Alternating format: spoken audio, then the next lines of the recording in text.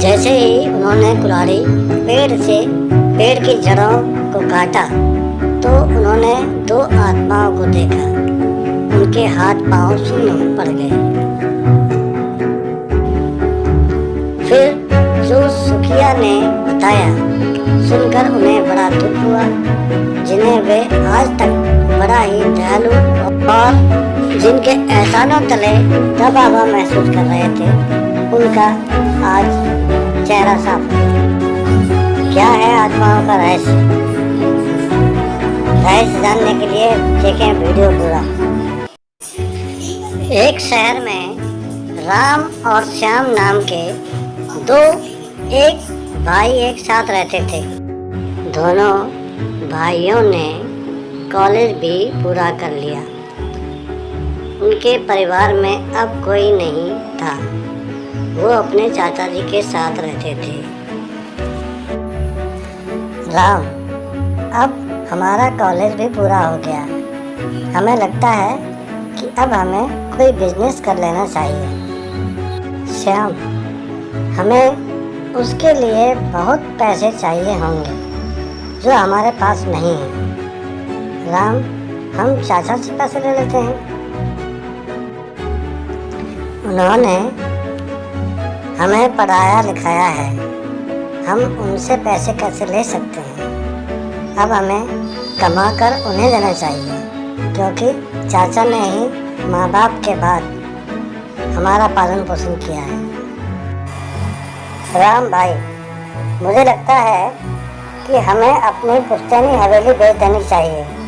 फिर उसके बाद हम अपना और चाचा दोनों का जीवन बदल देंगे। श्याम, हाँ बात तो ठीक है। फिर कल सुबह अपने गांव माधवपुर के लिए निकलते हैं। वैसे भी तो हवेली खंडर हो, उससे रखने का फायदा ही क्या है। राम और श्याम सुबह की योजना बनाकर सो गए। फिर अगले दिन सुबह दोनों भाई उठकर माधवपुर के लिए बस में बैठकर निकल गए और कुछ ही घंटों में गांव पहुंच गए। राम, अब यहाँ कैसे पता चलेगा कि हमारा घर कौन सा है? श्याम, चाचा ने बताया तो था कि जो सबसे बड़ा घर होगा वही हमारा घर होगा। राम, हाँ, और सबसे पुराना भी होगा। श्याम, कोई नहीं, चलकर ढूंढते हैं। दोनों भाई अपनी पुश्तैनी हवेली ढूंढ रहे थे कि तभी उन्हें एक आदमी मिला जिसका नाम रामू था। श्याम, अरे भाई जी, क्या ये माधवपुर गांव ही है ना? रामू, जी नहीं, ये तो सत्यमपुर गांव है। श्याम, लेकिन बस कंडक्टर ने तो हमें यहीं उतारा है। रामू, जब बस वाले ने यहीं उतारा है तो सही उतारा होगा।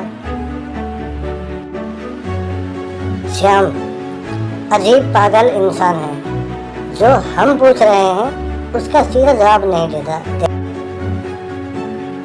रामू, तुम्हें क्या मैं बेवकूफ लगता हूँ? क्यों बे?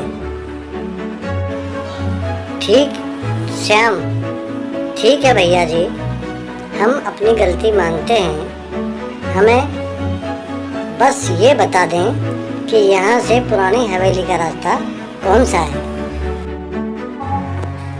रामू, मेरी इतनी उम्र हुई पर मैंने कभी इस सड़क को कहीं भी जाते नहीं देखा। अब आप खुद ही देख लें।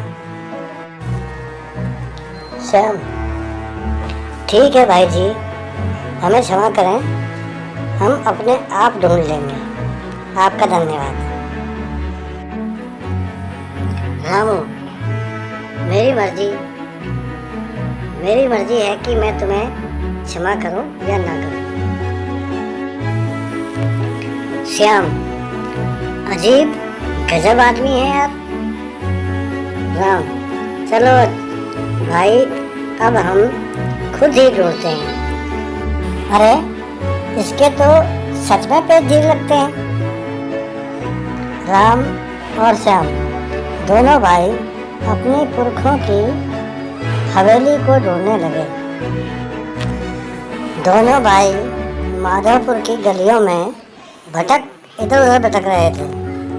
तभी उन्हें एक बड़ी सी हवेली का खंडर दिखाई दिया। राम, तो ये है हमारी हवेली जिसे हम पागलों की तरह ढूंढ रहे थे। श्याम, हाँ चलो अब अंदर चल कर देखते हैं और इसे जल्दी से बेचते हैं। जैसे ही दोनों भाई अंदर घुसे तभी एक बूढ़ा आदमी बाहर आया। सुखीराम, आप लोग कौन हैं और कहाँ से आए हैं? श्याम, हम हैं इस हवेली के मालिक। और काका आप कौन हैं? सुखीराम, इस घर के मालिक। अरे कम से कम मुझसे झूठ तो मत बोलिए, आखिर तुम चाहते क्या हो? राम, अरे काका जी, जवाब तो आपको देना चाहिए क्योंकि आप हमारे घर में रह रहे हो। हम इस हवेली के मालिक हैं। सुखीराम, ठीक है बच्चों, अगर तुम इस हवेली को मालिक बता रहे हो तो मैं मान लेता हूँ, लेकिन मैं आपकी परीक्षा लूँगा। श्याम, काका जी, परीक्षा? कैसी परीक्षा? सुखीराम, इस घर के मालिक साहब ने एक पुरखों की कुल्हाड़ी इसमें कहीं गाड़ दी हुई है, तुम्हें उस कुल्हाड़ी को ढूंढना है। सुखीराम, जी हाँ, तुमने उस ढूंढकर उखाड़ दिया तो मैं मान जाऊंगा कि तुम ही इस घर के मालिक हो, क्योंकि इतने सालों में यहाँ अनेकों दावेदार आए पर कोई भी ढूंढकर उखाड़ नहीं पाया। श्याम, ये अजीब परीक्षा है। सुखीराम, मैं तुम्हें तुम्हारे माता पिता के बारे में भी बताऊंगा। श्याम, हमारे माँ पापा का देहांत हो गया है और इसके अलावा कुछ और हो भी तो अगर ऐसा हो तो ठीक है, हम दोनों परीक्षा के लिए तैयार हैं। श्याम, ठीक है, कुल्हाड़ी कहाँ है? सुखीराम, इस पेड़ की जड़ में जो कुल्हाड़ी है तुम्हें उसे उखाड़ना है, और ठीक है, वैसे आज तक कोई भी इसे उखाड़ नहीं पाया, लेकिन इसी कुल्हाड़ी है, इसके लिए हमें डरा रहे हैं।